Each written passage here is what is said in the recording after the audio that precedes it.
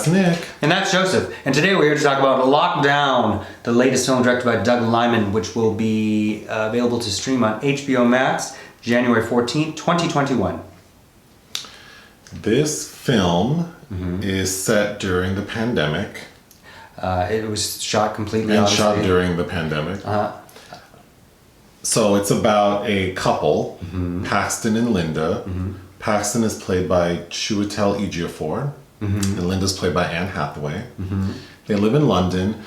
Linda is the CEO for a company called Miracore, which is a real company, but I don't know what they do. It seems like they do like marketing, brand, something. But she's the CEO for her region. It's a global company. And Paxton is the delivery driver. Both intelligent people. Paxton is sort of, his career growth is stunted because we understand he has like a criminal past. So his job opportunities are limited. But we find them in the house on lockdown, miserable. Like their relationship has deteriorated to the point where they have decided to separate. But until the lockdown is lifted, they've agreed to just cohabitate. So there are two sort of plot lines. Paxton is on furlough from his job as a delivery driver when he gets a call from his boss, played by Ben Kingsley, saying that they've been contracted to transfer some high-value goods. And the Harrods in particular, the store, is being very particular about who the drivers are. No criminal background. But Ben Kingsley's character is having a difficult time finding someone, so he offers Paxton the opportunity and says, I'll make a fake ID for you because I trust you, and then we should be able to do this. Paxton agrees. Linda has had to downsize like her team, so now she's sort of in charge of the transfer of these goods. But neither of them know like what each other is doing because they're not really speaking. But the job that Paxton is involved in is the job that Linda's managing. So we come to find out that part of what Paxton will be transferring and what Linda is supposed to be moving is the heiress diamond from Harrods, which is it's like this massive diamond stone that is worth like $3 million. Pounds. 3 million pounds. So they decide that they should steal it. And they've agreed that once they get there, if it feels right, they'll do it. And they decide to do it. But an employee, because the side note is Linda used to work for Harrods. So an employee she had fired years ago is now currently working there and sees them. No, that was the employee she fired on the phone call. On the Oh, that's right. She had fired. So the gentleman she had fired is now working, and he confronts them because some plot points are that they find out that Paxton's character is not who he says he is. So the jig is up, and Linda confesses to this man and offers him a cut.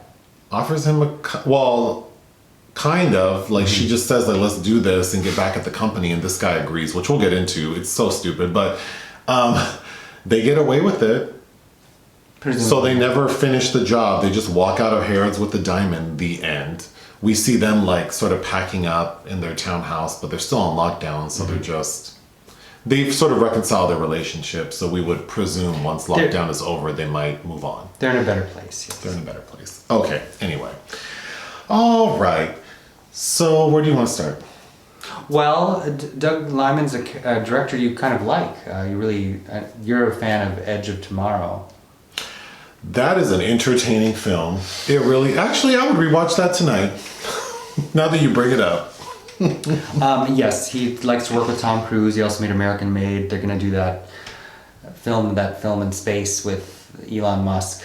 Is the next major project that he's working on. Oh. He did Mr. and Mrs. Smith, which is a Hitchcock remake, But the first Bourne Identity film back in the 90s, Swingers. What is this director's name again? Doug Liman. Okay. Fair Game, the movie about Valerie playing. I thought this film was very well done, well acted. Yeah, it is very well acted, and I'm not just going to hate on Anne Hathaway, but she's, I think that she's actually quite good. as you were saying, or are about to say, I'm sure, very theatrical in her performance. But, you know, they shot this in 18 days to the point where there's so much dialogue, especially in the first hour and a half, that the actors had to put swaths of the dialogue, tape it to each other's backs, because there's just so much to get through. Okay, so to categorize this film, I was thinking that I would categorize it as a light dramedy heist movie. Okay. So it's not until the hour 15 mark of this like hour 55 long movie that we even sort of get details about them wanting to, or the idea that they're going to steal this diamond. Right, and I think because of that, you're either going to gravitate towards this relationship, this troubled relationship film, and during a period we can all likely relate to it somehow, versus the heist portion. Let me just run through my notes. I wrote a note that says suicide selfie. What is that? Because it opens with him on a Skype call with his half-brother, played by Dulé Hill, and another plot point is he's had to sell his motorcycle that will be picked up once the lockdown ends, and he's in the garage with the motorcycle and has the gas under his. Is he holding helmet. a phone like he's gonna take a selfie? Yeah, he's taking a selfie, and she walks in on him. Okay, so Paxton and Linda have a very nice lifestyle. Linda appears to make very good money because she's the CEO of something. They have a beautiful, very modern town home in London. Paxton is a very intelligent man. A plot point that... So, what doesn't work for me about the film is that the plot is kind of ridiculous, and then there are a lot of little components that I think were meant to be comedic, but it's very light. So one thing you just brought up is Paxton's half-brother, which they really ram it into the audience's head that like they're half-brothers. Don't understand why that's important. Kind of thinks Paxton is like a screw-up because of the sort of legal troubles he's had and not ever having money. And then his half-brother's married to a woman who we find out had like a sexual affair with Linda and says she still loves her. But it's like an aside that I think is supposed to be like comedy. And that is returned to as in the manner of a comedy to doing so. But I didn't think it was that funny. Also, my second note is I think this would have been more this would have been more interesting to me if the couple would have been like more blue collar people who would need the money. Well, people that would have less options, yes. And less options, because we have like these upper middle class, well, at least her, like stealing this diamond would be like a major crime. It would certainly result in like prison time, ruin her career. And I don't know that I think it makes any sense. They're not hurting financially. And $3 million is not a lot of money. I think that what we're supposed to take from it is that this is a reckless decision that reminds them of their youth, i.e. makes them feel alive again. Sure. It's a rejuvenating fantasy. That makes sense to me, but I think the recklessness of it would have been better accompanied with like a stronger comedic tone. Sure. Because as it is, I think the first like 2/3 of the film really feels like a sort of dark comedy about like relationships.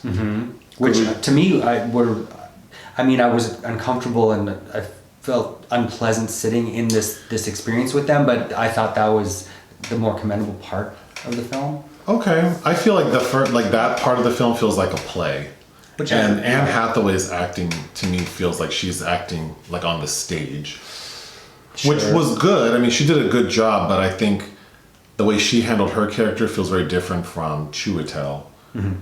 Because his feels much more serious and rooted in like... And subdued and... Because I really related to his character, but yeah, she just seems a little over the top, but she does a good job. Yeah, she does a good job of that characterization. There's a scene where she has to like fire her team basically over Zoom.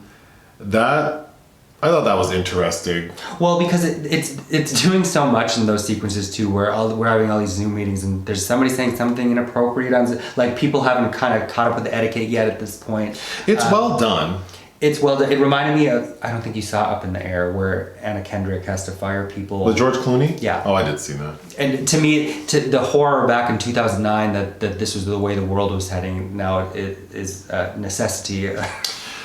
But then that scene is followed up shortly with an extended scene, I thought, of dialogue for Anne Hathaway where Chiwetel walks in and catches her smoking. And then she feels the need to explain, but then because, like, that just felt like this monologue about her, like it's supposed to relate to like their relationship and how she doesn't have to answer to him anymore. Well, but the story she tells of how she started smoking again felt a little tedious.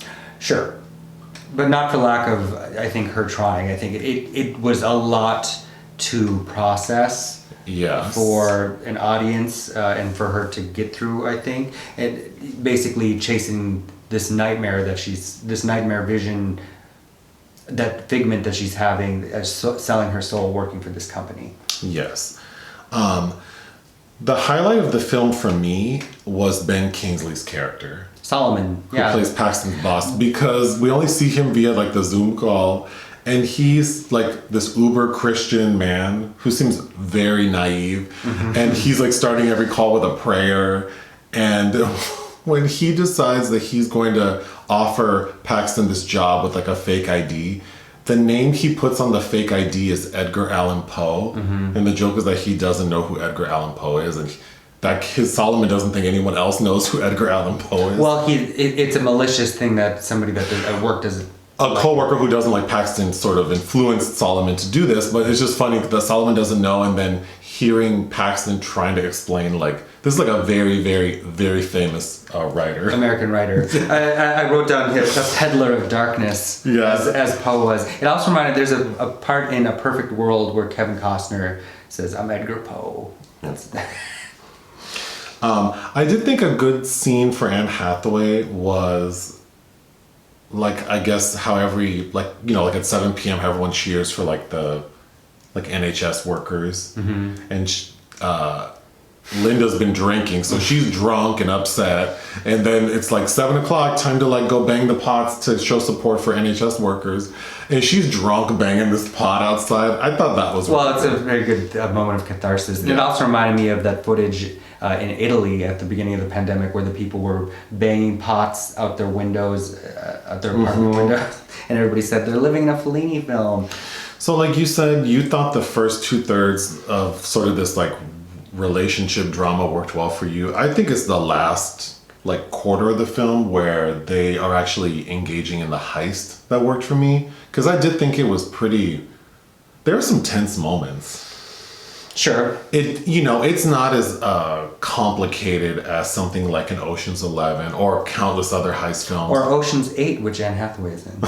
So it's not that elaborate, but it definitely has some tension to it. And I think what makes it work is that this harebrained scheme of hers that she thinks is going to work is really flimsy. And as they're backtracking, it's...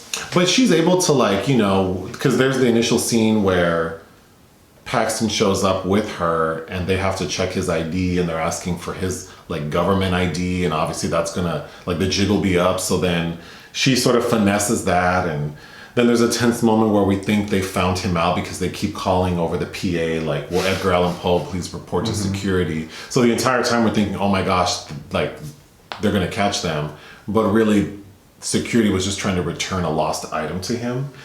So I thought that worked well enough. I liked the fact that it was able to film in Harrods, and none of those are extras, those are all employees because of the pandemic. But the only reason that the film crew was able to get in there was because of the pandemic, because the stores closed down.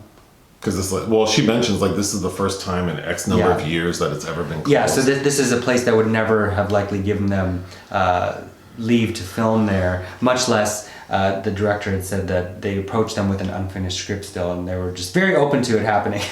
Yes. It was written by Stephen Knight, who is a director-screenwriter. I really recommend his film Locke, starring Tom Hardy, which is very much a similar thing, a contained person with cascading emotions due to a domestic situation, and I think that's where he really shines. But he also wrote Serenity, which starred Anne Hathaway and Matthew McConaughey, which is a film that I think sounds very interesting but does not work at one little bit. And I think that Lockdown has a little pockmarked feel to it. So ultimately, I did like this film because it is well done, and I think what I was saying after we finished it was I don't even think this film feels like it was shot during the pandemic or that it's actually set during a pandemic. Because if they wouldn't have said it, I would have just thought, oh, it's just a sort of character study of this relationship that is deteriorating and they've sort of isolated themselves in this house. And then I think a very smart move is, because all of these films during the pandemic are all doing like Zoom calls and everyone's making a thing about Zoom calls, which I'm so tired of hearing about because I'm on them every day, all day. But this film does it more like it's a FaceTime call, and it seems very natural, like pre-pandemic. Oh, we're just like, I'm calling my brother who lives far away. So that works well for me. But I think the experience of watching this film while I'm also in lockdown in Los Angeles, sitting on my couch, watching other people on their couch being miserable, wasn't super enjoyable. And I don't know how well this film will age. My first note was actually, will we want to watch this film and others like it years from now? Will we want to project ourselves back to this? So I don't know when would be a good moment to watch this film. It's not funny enough to lift me above the misery of the pandemic. I think it instills a sense of camaraderie. I think now would be the time to watch it, which is why they would release it now. If you're in lockdown in a shitty relationship, do not watch this movie because you will definitely want to get out of it. Sure, I'm sure it would be triggering for some people. Yeah. It reminded me of some Soderbergh films, especially around the early 2000s, and a lot of other filmmakers that were just starting to like delve into digital filmography. There's kind of ugly looking films that we look back on. Even a little bit with the FaceTime was reminding me of Mike Figgis's Time Code, which had 4 different screens ongoing with a different narrative in each one. Go ahead. No, just thinking of all the cameos. So there's Ben Stiller. Who his scene, he plays Linda's boss. Mm-hmm. And I thought he was actually pretty funny because he plays kind of like one of those clueless like head honchos, mm-hmm. where his son is like behind him posting derogatory notes about them. Ben Stiller, Claes Bang, who we've said something mean about in the previous video, which I apologize He's a very, very handsome man. Yes. Lucy Boynton. Who's that? She is Anne Hathaway's old friend that is at Harrods that lets her in. Oh, I don't remember her. Who's the one who just had a baby? Mindy Kaling. Stephen Merchant is of note. Jazmyn Simon is the half brother's wife. Okay. She's in Acrimony. There's Tyler Perry. I don't remember her. Taraj. Okay. It was shot by Remi Adefarasin, who also is Oscar nominated for shooting Elizabeth and its sequel for Shakar Kapoor. Also. The Cold Light of Day, starring Sigourney Weaver. I think that shout out to the editor, to Sar Klein, who of course is edited for Malick in The Thin Red Line, because I think that the editing has a lot to do with making this successful at all, with all the storylines and tangents, mm-hmm. and I think there's some very interesting cutaways. It looks great. Yeah, for considering the strenuousness under which all of this happened, and the time with which it was made, it's very impressive. Mm-hmm. Anything else? No. What would you give this film? I would give it 3.5 out of 5 stars. I would give it 3.5 out of 5 as well. Thank you. Bye.